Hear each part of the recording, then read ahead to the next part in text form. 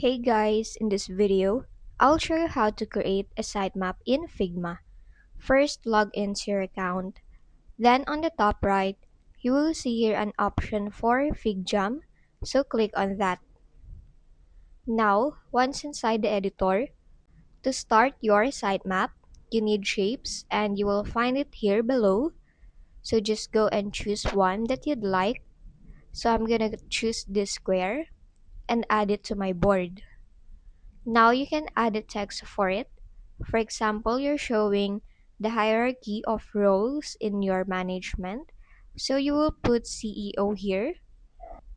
And then to add in your submaps, you're just gonna simply click on this arrow. And if you want to add another one, click on this parent shape and click again on the arrow. And you can do that or add as much as you'd like depending on what you need for your sitemap. Now, you can also go and add a text for it so that you will be able to fully organize your sitemap. And then you can also go add another submap for that submap.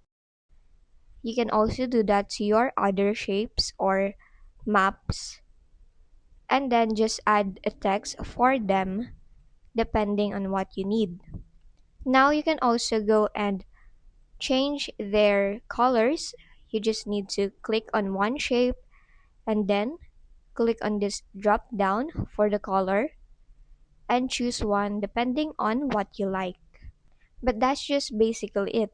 You just need to click on the shapes and then click on the arrows so that you will have your functioning sitemap. And that's it. That's how you create a sitemap in Figma. If this video helped you, don't forget to like, subscribe, and hit the bell icon for more tutorials.